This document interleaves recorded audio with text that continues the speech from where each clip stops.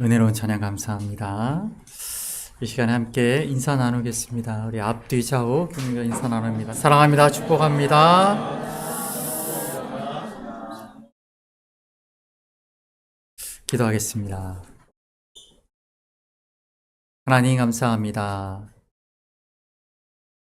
귀한 말씀 허락하여 주셨사오니 이 말씀 함께 나누는 이 시간 성령께서 심령 가운데 내주하시사 조명하여 주셔서 말씀의 참뜻을 밝히 깨닫게 하시고 말씀 가운데 살아가는 주의 백성들 되게 하여 주옵소서. 예수 그리스도의 이름으로 기도합니다. 아멘. 할렐루야. 네. 오늘 우리는 야고보 편지를 함께 나누게 됩니다. 야고보서죠. 여러분 가지고 계신 야고보 성경에서 야고보서를 펴보시게 되면 히브리서 뒤에 야고보서가 있죠. 네, 순서를 한번 보시게 되면 여러분 성경책의 순서를 한번 보십시오. 야고보서가 어디에 있어요? 히브리서 뒤에 있죠. 제가 지난 시간에 성경을 볼 때 기억해야 될 그 중요한 부분이 있는데, 오늘 우리 박창현 집사님께서 저에게 주신 레이저 포인터를 한번 사용해 보겠습니다. 여러분들 순서를 보시게 되면 서신서가 어디서부터 시작합니까? 로마서부터 시작이 되죠? 네, 로마서부터 시작이 되는데 로마서에서 시작되어서 마지막이 무슨 서신서로 끝납니까? 이 앞에 보지 마시고 여러분 성경책을 한번 보십시오. 여러분 성경책에 뭐라고 되어 있습니까? 순서를 한번 보십시오. 여러분 성경책의 순서는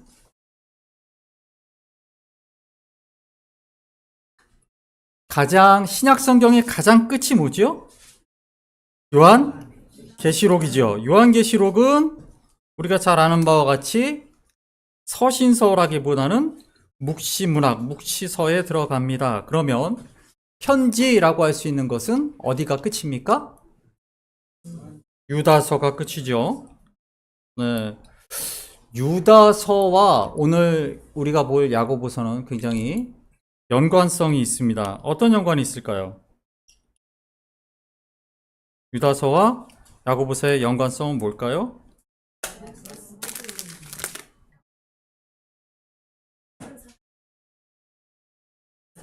네. 잘 보이십니까? 네. 우리 박창현 집사님 감사합니다. 네. 로마서부터 시작되어서 빌레몬서까지를 우리가 확실하게 바울이 쓴 바울서신이라고 말합니다. 바울서신 중에는 교회에 보낸 당시의 도시가 이 교회 이름이었어요. 그러니까 우리식으로 하자면 부산에 보내면 부산교회죠. 그래서 교회 이름, 도시 이름이 있는 교회에 보낸 편지가 있고 사람에게 보낸 편지가 있어요. 디모데, 디도, 빌레몬. 그런데 히브리서의 위치가 애매하다라는 말씀을 드린 적이 있습니다. 지난주에 기억하시죠? 바울이 썼다라고 보는 사람도 있고 안 썼다고 보는 사람도 있어요. 그래서 위치를 여기다 두었다. 근데 히브리서라는 그 제목도 독특해요. 어떤 독특함이 있을까요? 바울이 쓴 건 바울서신이라고 그러고 바울이 안 쓴 서신을 일반서신이라고 하는데 일반서신과 바울서신의 가장 큰 차이가 뭘까요? 제목에 있죠. 제목. 바울서신은 받는 사람, 받는 교회가 제목이죠. 그런데 일반서신은 쓴 사람, 네, 작성자의 이름이 제목입니다. 그런데 히브리서는 받는 수신자가 누굽니까? 히브리인들이죠. 그렇다면 형식상으로 이 제목은 바울서신의 이름과 바울서신의 이름들을 짓는 것과 같지요. 네. 하지만 또 다르게 보면 쓴 사람도 어떻게 됐건 히브리인일 테니까. 네. 히브리서의 독특한 위치가 여기 있고요. 오늘부터 이제 우리가 보는 공식적으로 이제 일반 서신, 야고보가 쓴 서신입니다. 야고보가 썼다라고 하는데 이 야고보는 누굽니까? 그렇죠. 그 다음 장면 보여주시고, 그 다음 페이지 보여주시면 말씀 한번 읽어보겠습니다. 시작. 들어가 그들이 요한, 야고보, 안드레와 빌립, 바돌로메, 마테오와 및 알페오의 아들 야고보, 셀로딘 시몬, 내가 다 거기 있어. 그 다음 예수의 아들들과 더불어, 아멘. 우리가 잘 아는 바와 같이 요한복음 7장에 보면은 예수님을 마리아와 예수님의 형제들이 찾아와서 예수님 막 끌고 가려는 장면이 있어요. 제정신이 아니야. 그러면서.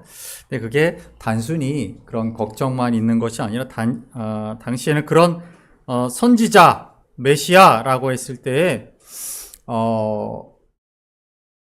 처벌을 받는, 감옥에 갇히거나 사형을 당하거나 그런 일도 있었고, 그것이 가족들에게도 화를 미쳤던 일이었기 때문에 정말 가족들이 걱정했던 거겠죠. 근데 예수님의 십자가 사건 이후 우리는 이 사도행전의 말씀을 통하여서 가족들이 달라졌다. 특히나 예수 그리스도의 아우들이라고 표현되는 적극적으로 제자들과 함께 초대교회를 이루었고 이끌었다는 걸 알 수가 있어요. 갈라디아서 1장 18절 19절에도 우리는 그것을 찾아볼 수가 있습니다. 읽어볼까요? 그 후 3년 만에 내가 게바를 방문하려고 15일은 머무는 동안 굳이 못하였노라. 아멘. 여기서 게바는 베드로죠. 베드로를 방문하려고 갔는데 갔더니 누구를 봤다고요? 주의 형제 야고보, 그러니까 예수님의 형제인 야고보예요. 우리가 야고보 사도들도 알고 있죠. 우리가 알고 있는 야고보 사도들도 있지만 세베대의 아들 알페오 아들 야고보가 아니고, 야고보들이 아니고 예수님의 형제인 야고보입니다. 그리고 고린도전서 15장 7절 8절에도 그 이야기가 나옵니다. 역시 바울의 증언이에요. 있습니다. 왜 야고보에게 보이셨으며 맨날 중에 만삭되지 못하여 난 자 같은 내게도 보이셨느니라. 아멘. 이 말씀이 뭐냐면 예수님께서 부활하신 다음에 제자들에게 나타나신 이야기를 하고 있는 거예요. 그러니까 야고보에게 보이셨으며 라고 하는 말씀을 통해서 부활하신 예수 그리스도를 만남으로 그 형제들이, 예수님의 동생들이 변화됐다는 것을 알 수가 있지요. 그리고 우리가 아까 보았던 것과 같이 야고보는 예루살렘 교회, 초대 교회를 사도들과 함께 이끌었던 예루살렘 교회의 목회자 역할을 감당하였다라는 걸 우리는 또한 사도행전 15장에 예루살렘 공의회를 통해 알 수가 있어요. 그러니까 이 야고보서는 당시 초대교회의 지도자였던 야고보가 1장 처음을 어떻게 시작을 하냐면, 하나님과 주 예수 그리스도의 종 야고보는 흩어져 있는 12지파에게 문안하노라. 즉 유대인들 뿐만 아니라 하나님의 백성들, 그리스도인들, 믿음을 가지고 살아가는 그들을 향하여, 예수 그리스도를 주로 고백하는 이들을 향하여 쓰여진 편지다. 어떻게 보면은 목회자로서 그들에게 주고 있는 그런 중요한 신앙의 지침 같은 편지구나라는 걸 우리가 알 수가 있습니다. 우리 2장 말씀을 보시게 되면 2장 15절 이하를 우리 한번 좀 이 시간에 좀 봤으면 좋겠는데요. 한번 2장 15절부터 한번 쭉 읽어보겠습니다. 시작. 만일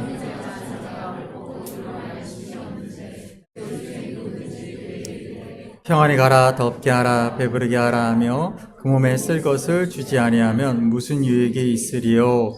이와 같이 행함이 없는 믿음은 그 자체가 죽은 것이다. 어떤 사람은 말하기를 너는 믿음이 있고 나는 행함이 있으니 행함이 없는 내 믿음을 내게 보이라. 나는 행함으로 내 믿음을 내게 보이리라 하리라. 내가 하나님은 한 분인 믿느냐? 잘 아는도다. 귀신들도 믿고 떠느니라.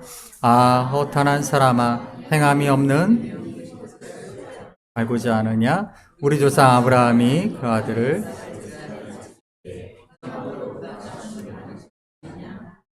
대복원이와 믿음이 그의 행함과 함께 일하고 행함으로 믿음이 온전하게 되었느니라. 아멘. 그리고 오늘 아까 우리 서인전 지사님이 읽으셨던 23절로 이어지게 되는 것이죠. 지금 야고보가 무엇을 이야기합니까? 믿음과 행함을 이야기하고 있죠. 믿음과 행함을 이야기하고 있는 이 말의 주제가 뭡니까? 결론이 뭡니까? 믿음은 곧 행함이다. 믿음과 행함은 믿는 것과 행하는 것은 분리되지 않는다라는 얘기를 하는 거죠. 나는 믿노라 하면서 왜 행함이 없느냐라고 말하는 것입니다. 누구에게? 그리스도인들에게 이야기하고 있는 것이죠. 제가 여러분에게 예전에도 말씀드린 바가 있지만 히브리어로 에무나라는 그 말은 아멘이라는 말이 거기서 나왔다고 그랬죠. 에무나는 명사고요. 아멘, 아만 이거는 믿습니다라는 거예요. 동사입니다. 그러니까 아멘은 아멘 자체가 동사입니다. 그러니까 아멘입니다 하지 않으셔도 됩니다. 굳이 뒤에 안 붙이셔도 돼요. 아멘 자체가 동사예요. 완벽한 문장입니다. 근데 히브리어의 그 에무나라는 말 안에는 믿음과 행함이 분리되지 않는다라는 말씀을 제가 드렸어요. 히브리어의 특징이 그렇습니다. 우리 한 구절 신명기 6장 말씀을 잠깐 보시면 네, 읽어볼까요? 이스라엘아 들으라. 여호와는 오직 유일한 여호와이시. 너는 마음을 다하고 내 하나님 사랑하라. 아멘. 그렇습니다. 이거 많이 들어보셨죠? 신명기 6장. 제가 한 권의 만나에 D6 DNA 세대통합 가족사역을 올렸는데 그 D6 무브먼트라고 하죠. 신명기 6장 운동. 미국에서 시작된 가족 사역, 즉 가정의 신앙을 다시 부흥시키자라는 그런 운동이에요. 가정 신앙 회복 운동인데 이제 그 신명기 6장을 이렇게 시작을 하죠. 신명기 6장. 들으라 이스라엘아. 이거 히브리어로 보게 되면 이렇게 됩니다. 네, 들으라. 저 앞에 있죠. 쉐마입니다. 쉐마, 쉐마, 쉐마 이스라엘. 쉐마가 들으라예요. 근데 이 들으라는 그냥 listen이 아니에요. 들어라가 아니에요. 귀로 들으라가 아니라 뭐겠어요? 듣고 순종해라. 듣고 행하라 라는 겁니다. 실제로 그런 뜻으로 쓰입니다. 그 다음 말씀 한번 보여주십시오. 읽어볼까요? 이는 독도를 하시니라. 아멘. 여기서 순종이라는 단어가 있는데 히브리어 다음이 있어요. 보여주시면 네, 여기 보면 순종하고 라고 했을 때 히브리어가 쉐마입니다. 그러니까 쉐마는 원래 그 자체가 순종이라는 말로 번역이 돼 있기도 해요. 그러니까 들으라라는 말은 순종하라, 따라라라는 말이기도 합니다. 즉 무슨 말입니까? 듣는데 들었으면 당연히 행함이 있어야 되는데 왜 듣고 행함이 없느냐라는 거죠. 왜 듣는 것과 내가 말씀을 듣는 것, 내가 말씀을 아는 것과 왜 말씀을 실천하는 것이 떨어져 있느냐라고 묻는 거예요. 그래서 야고보서 1장 22절에 이렇게 이야기합니다. 읽어볼까요? 너희는 아멘. 너희가 설교를 1년이면 적어도 52주를 듣고 하나님의 말씀을 그렇게 듣는데 왜 듣기만 하고 행하지는 않느냐 이 얘기를 하는 거죠. 왜 듣는 것과 행하는 것이 분리되느냐. 야고보가 지금 그 얘기를 하고 있는 거예요. 예수 그리스도께서 하신 말씀 너희가 다 알지 않느냐? 아는데 왜 행하지 않느냐? 아는데 행하지 않는 건 무엇이다? 자신을 속이는 것이다 라고 말하는 거죠. 뭘 속이는 걸까요? 내가 그리스도인이다라고 나 스스로를 속이는 것이다 라고 말하고 있다는 거죠. 그러니까 이 히브리어, 그러니까 유대인들의 사고, 그러니까 우리 성경은요, 성경 66권에 저자들의 공통점이 뭐예요? 유대인들이라는 겁니다. 성경 66권을 쓴 사람들은 전부 유대인이에요. 즉 무슨 얘기냐면 이 사람들은 다 히브리적 사고를 갖고 있는 사람들이에요. 이론적 사고. 헬라어로 썼다 그래도 이들은 다 이론적 사고를 가지고 쓴 거예요. 그래서 여러분 성경을 읽을 때 우리가 기억해야 되는 건 바로 그 부분입니다. 출애굽기 17장 12절 말씀을 잠깐 보시면 읽어볼까요? 모세 발이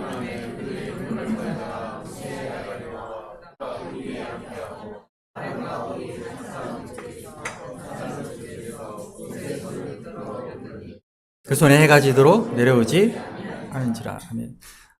이거 우리가 잘 아는 장면이죠. 아말렉과의 싸움입니다.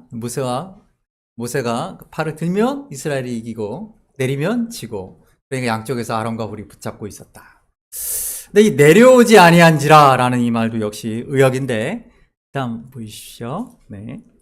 보시게 되면 내려오지 아니하는지라라는 이 말에 이 히브리어가 에무나예요.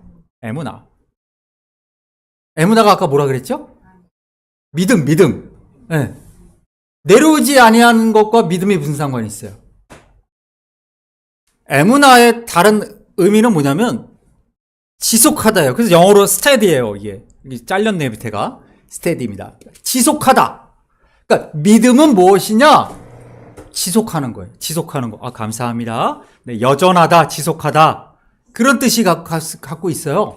그러니까 이것을 한국 번역가들이 그것은 손을 지속적으로 유지했다, 이 말이 내려오지 않았다, 이 말이니까 이렇게 쓴 겁니다. 그러니까 믿음이란 무엇이냐면 변하지 않는 거예요. 변하지 않는 거. 그래서 이 에무나를 성경은 이렇게 얘기를 하죠. 신명기 7장 9절의 말씀 보시면, 네, 읽어볼까요? 그런즉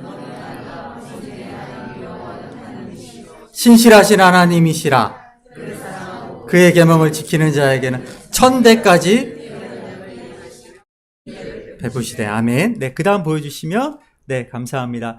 여기 보시게 되면 신실하신이라고 말할 때 쓰는 것도 역시 에무나입니다. 네. 아멘. 하나님은 아만이시다. 아멘이거든요. 그러니까 하나님이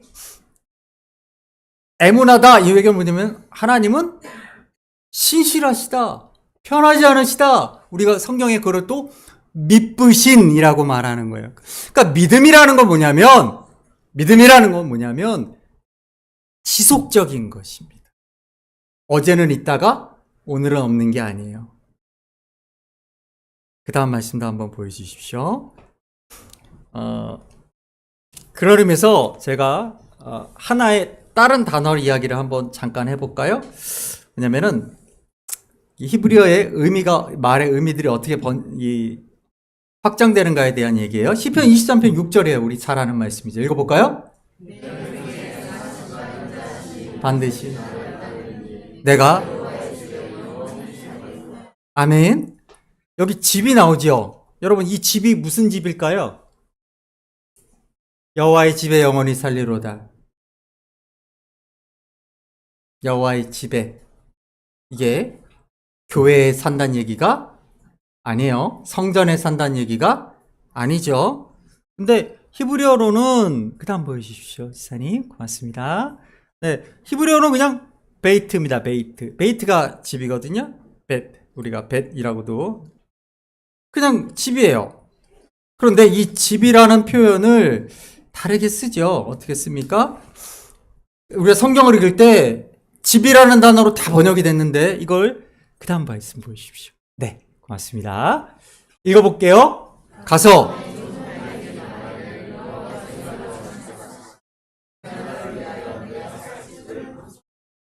이건 무슨 얘기냐면 다윗이 하나님의, 네, 성전 건축 이야기를 하는 거죠. 그 다음 히브리어 보시면 이것 역시 바이트, 집입니다. 바이트. 그 다음 보여주십시오. 네, 읽어볼까요? 전에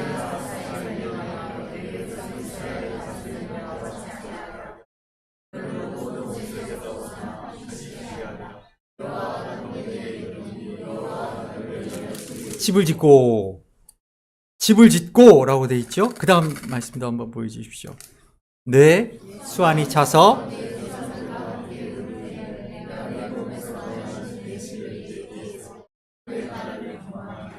아멘. 자, 네가 나를 위해 집을 짓는 게 아니라 내가 너를 위하여 집을 지어주겠다라고 말씀하시죠. 근데 이 집이 뭘까요? 하나님이 지어주신다는 집이 뭘까요? 똑같이 히브리어로 보시면 네, 똑같이 바이트예요. 바이트. 집이에요. 근데 같은 이 바이트라는 단어지만 이 집은 뭡니까? 12절에 보니까 뭐라고 나옵니까? 나라를. 그렇죠? 그래서 16절에 보면 네, 읽어볼게요. 내 집과 내 나라가 내 앞에서 네, 그러니까 이 집은 뭐 얘기를 하고 있는 거냐면 다윗 가문을 얘기를 하는 거예요. 다윗 가문. 내 집이라고 하는 것은 다윗 가문이야. 우리가 그 표현을 어디서 기억하십니까? 우리가 아브라함에게 하나님이 떠나라 하실 때 내 친척 본토 아비 집을 떠나라. 그런데 아버지 집에 아브라함이 얹혀 살았다는 얘기가 아니고 가문 얘기를 하는 거죠. 가문. 종족을 얘기를 하는 거예요. 똑같은 표현입니다. 근데 이게 왜 중요하냐면 제가 다른 얘기를 하려고 그러는데 사도행전 15장 말씀 잠깐 보이십시오. 네, 감사합니다. 읽어볼게요. 이후에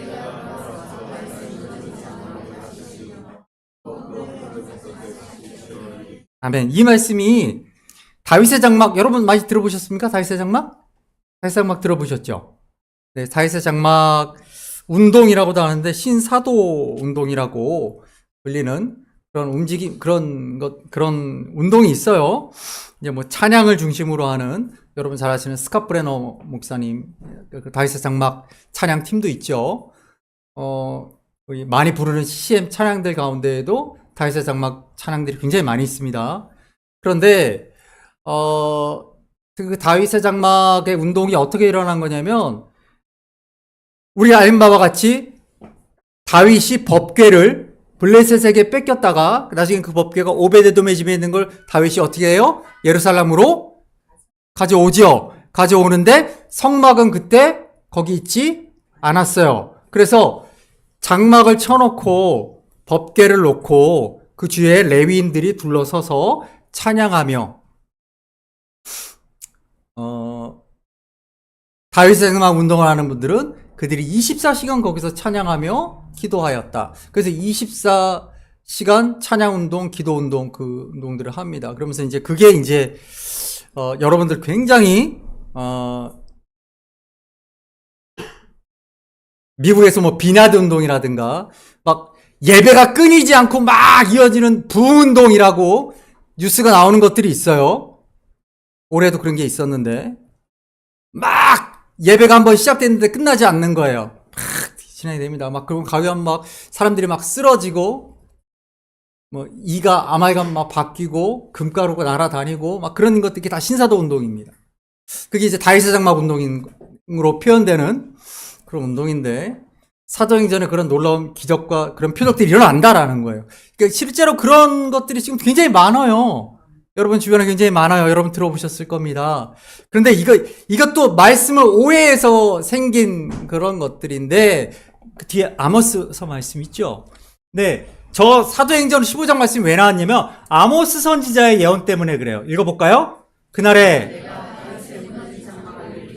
그것들의 아모스 선지자를 통해서 하나님께서 주신 다윗의 장막을 일으키겠다라는 게 뭐냐면 뭐겠습니까? 아까 하나님이 다윗에게 지어주겠다고 하신 그 바이트 집 다윗의 가문이에요. 내가 너에게 집을 져주겠다 하셨잖아요. 그 다윗의 그 똑같은 바이트거든요. 너에게 장막을 져주겠다는 게 아니라 너의 가문을 그래서 이 앞에 말씀 보여주십시오. 사도행전 15장에서 이 얘기를 왜 하고 있습니까? 지금 다윗의 후손인 예수 그리스도가 오셨다. 그러니까 아모스서에서 무너진 다윗의 장막을 회복시키겠다는 얘기는 다윗의 후손 메시아 그리스도를 보내주겠다라는 말이고, 그리고 실제로 사도행전 15장에서 그 예수가 오셨다라고 초대교회에서 선포하는 이야기를 하고 있는 거예요. 그래서 다윗의 장막이라는 건 진짜 다윗의 장막 얘기하고 있는 게 아니란 말이에요. 오베데돔의 집에서 갖고 온 그 법궤를 둘러싸고 있던 그 다윗의 장막을 다시 해야 된다 이 얘기하고 있는 게 아니에요. 다윗의 장막은 예배운동하고 아무 상관이 없어요. 그 다윗의 장막 운동하시는 분들의 그 뜨거운 믿음을 제가 폄하하는 게 아니고 말씀에 대한 오해입니다. 우리가 이건 분명히 가져야 돼요. 그것은 말씀에 대한 오해에서 시작된 겁니다. 그래서 마치 그렇게 해야 된다. 다윗의 장막에 그러한 것들이 일어나야 된다라고 하는데 그렇지 않아요. 그렇지 않습니다. 그래서 제가 이게 다 히브리어 우리가 말씀을 정말 잘 알아야 돼요. 말씀을 그냥 예전에 한국 신앙은 뭐였냐면 다독신앙이에요. 다독신앙 많이 읽는 거예요. 그냥 많이 읽고 달달달달 외우고 요절 암송하고 그러면은 내가 말씀 속에 살아 이렇게 했는데 아니에요. 말씀의 뜻을 바로 알아야 돼요. 이 말씀이 무슨 뜻인지를 정확하게 알아야 돼요. 그러니까 다독신앙이 아니라 정독신앙으로 가야 돼요. 하나님이 주시는 말씀을 하나님을 우리가 더 알아가게 해달라는 알게 해달라는 그 말씀은 뭐냐면 하나님의 뜻을 우리가 분명히 알아야 된단 말이에요. 안 그러면 그렇게 자꾸 말씀을 오해해서 자꾸 그것이 진짜 진리인 것처럼 우리가 자꾸 호도됩니다. 그러니까 그게 이단적인 것으로 지금 많이 변질되어 가고 있어요. 굉장히 슬픈 일이죠. 오늘 이 야고보 사도가 자꾸 이야기를 하는 이유가 있어요. 왜 그런 이야기를 하냐면 신앙에 잠깐 스크린 올려주셔도 좋을 것 같습니다.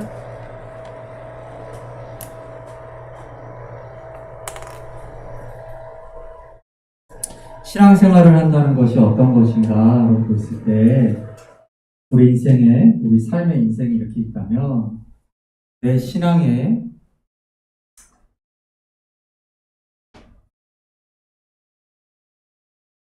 내가 여태까지 이게 내 생활이고 나의 생활, 내 일, 나의 일, 그리고 이게 신앙생활.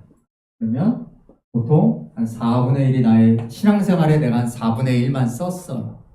내 신경과 내 시간을 이만큼 썼어. 근데 나 진짜 열심히 믿어야 되겠어. 그래서 이것을 50%로 늘렸어. 나 신앙생활 되게 열심히 하는 거야. 그런 건가요? 그런 건가요? 아니에요. 그렇지 않아요. 성경이 말하는 믿음이라는 건 뭐냐면 이렇게 분리되는 게 아니라는 얘기를 지금 야고보가 정말 간절하게 하고 있는 거예요. 이렇게 분리되는 게 아니다 라는 얘기를 하는 거예요. 야, 신앙생활 너무 열심히 하면 안 돼.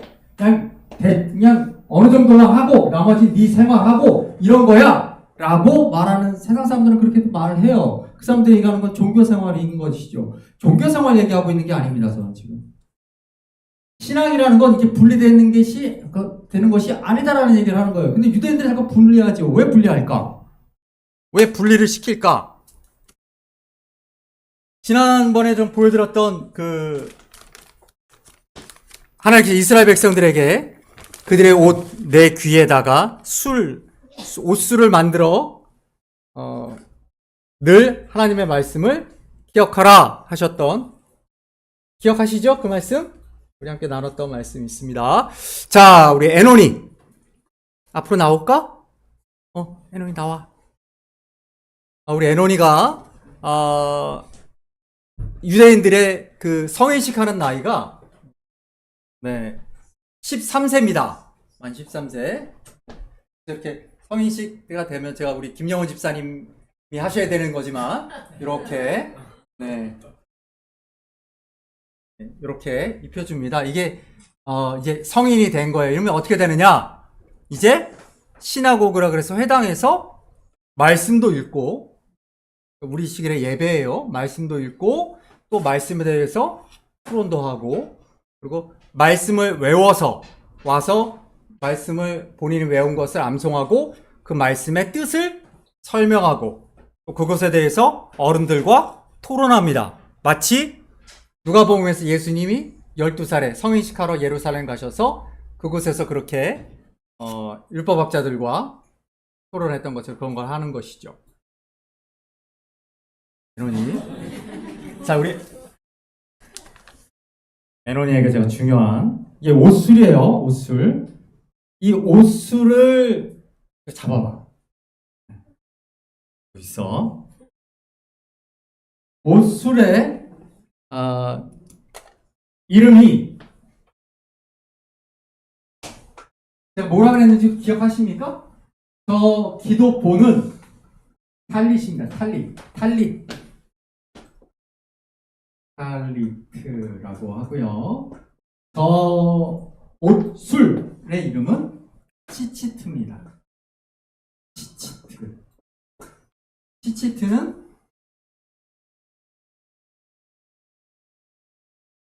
됐습니다. 치치트예요. 이렇게 씁니다. 히브리어는 제가 예전에 말씀드린 거 혹시 기억하실지 모르겠는데 우리는 숫자를 뭘로 쓰죠? 아라비아 숫자를 빌려서 쓰죠. 한글에는 숫자가 없어서. 이스라엘은 어떻게 쓰죠? 알파벳으로 쓴다고 말씀드렸습니다. 이스라엘 알파벳이 제일 처음이 알렙이잖아요. 알렙, 베이트, 김메 이렇게 할 때 이거를 그냥 1, 2, 3 이렇게 쓰는 거예요. 그 사람들은. 이렇게 쓰는데 익숙합니다. 그래서 알파벳 하나하나당 숫자가 있어요. 숫자가 상징하는 숫자가 있습니다. 이게 90입니다. 짜대 90, 요드 10, 짜대 90, 요드 10. 마지막 타우가 400입니다. 굉장히 어려운 계산이야. 우리 올해 중학교에 입학한 지호는 계산할 수 있을까?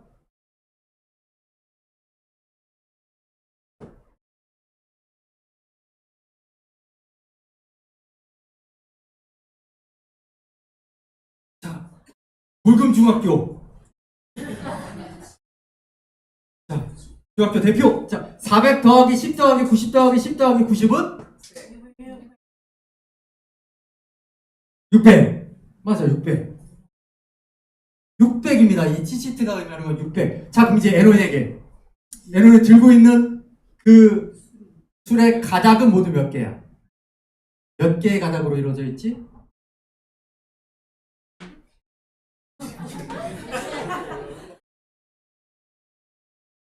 몇 개? 몇 개? 아니, 가닥 수는 세봐. 가닥이 몇 개야? 그 줄이 몇 개야?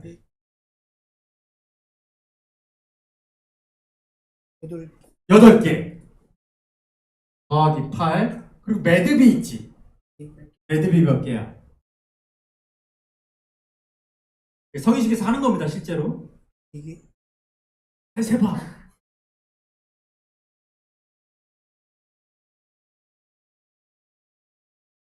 매듭의 숫자는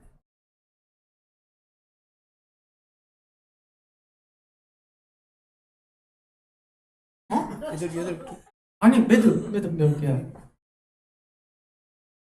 하나, 둘, 셋, 넷, 다섯. 그래. 고마워. 네. 에런이에게 박수를 보내드립니다. 5개예요. 자, 그럼 다시 우리 물금중학교 오지호 학생 몇이지? 600 더하기 8 더하기 5는 613. 네. 찌찌트 저걸 왜 하나님께서 이스라엘 백성들의 옷에 달고 다니라고 했는가? 라고 이제 이들이 이제 이걸 613이라고 표현합니다. 613은 두 개의 숫자가 합쳐진 거예요. 뭐하고 뭘까요? 613에서 248을 빼면, 이거 고등학생이 풀어야 될 것 같은데. 몇일까? 365가 나오죠. 이게 뭐냐면, 율법의 조항이에요. 248개의 하라와 365개의 하지 마라. 이걸 합쳐서 613개 조항이라고 합니다. 지금 무슨 말이냐? 저 옷수를 달고 살아가라라는 거는 하나님이 명하신 이렇게 꼭 해야 한다. 248개를 기억하고 이건 절대 하면 안 된다. 365개를 기억해라 라는 거예요. 그래서 저걸 보고 항상 율법을 지키라라는 것이죠. 그런데 여러분, 이것만 지키면 됩니까? 아니에요.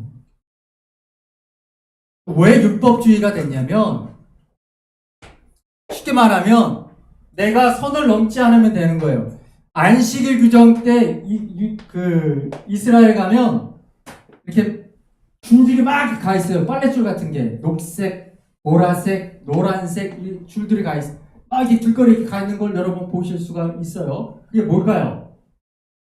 안식일 동안에는 안식일을 일하면 안 되죠. 그러니까 바리새인들, 랍비들이 결정해 줍니다. 안식일 날 99m까지만 걸어가는 건 일이 아니야. 결정해 주는 거예요. 그래? 우리 집에서부터 99m를 걷는 거예요. 그래서 우리 김상진 집사님네는 빨간색 줄로 이렇게 긋고 우리 이 안에 돌아다녀도 되는 거야, 안식일 날. 그리고 우리 오가웅 집사님네는 보라색으로 줄을 이렇게 긋는 거예요. 우리는 이 안에 돌아다니면 돼요. 그러면 우리는 하나님의 율법을 지킨 거야.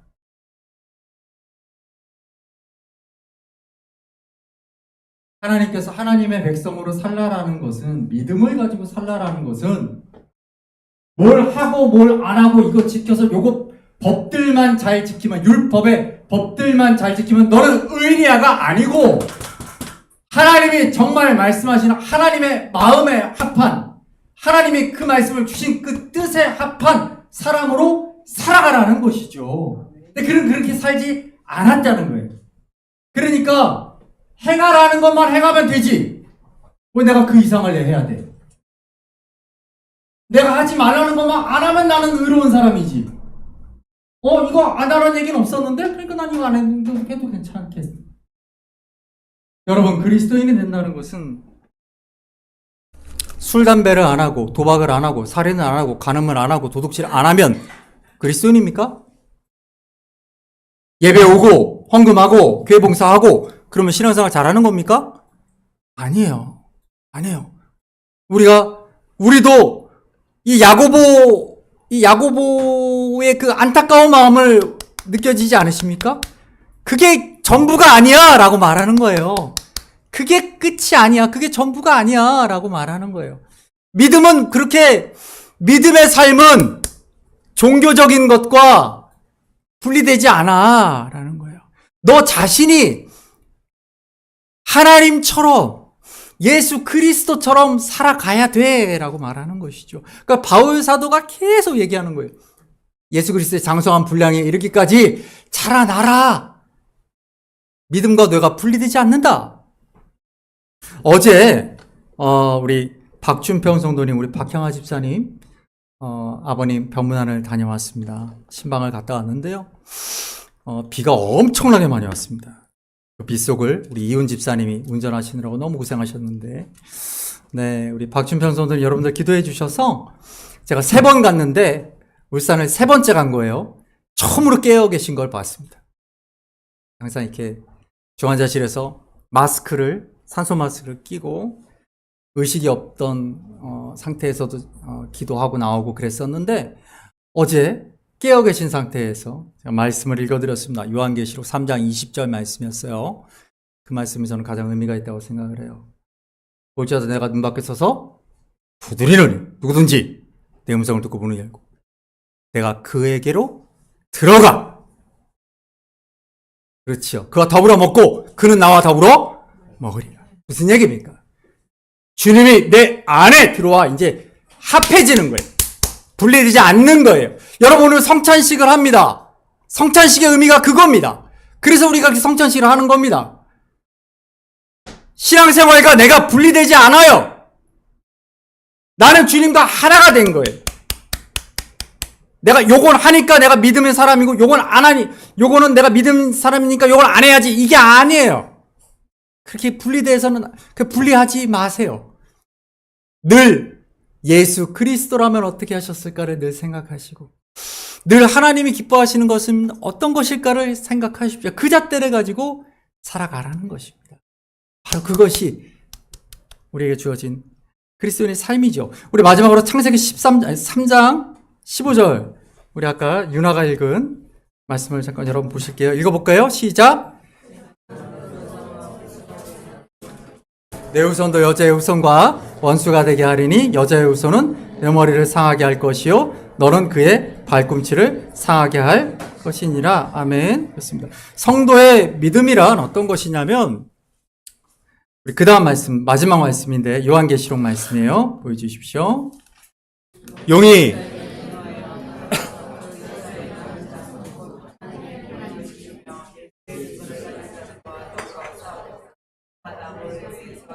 아멘. 자, 창세기에서 마지막 요한계시록에 이르기까지 성경에 아주 일관된 분명한 하나님의 계획이 있죠. 뭡니까?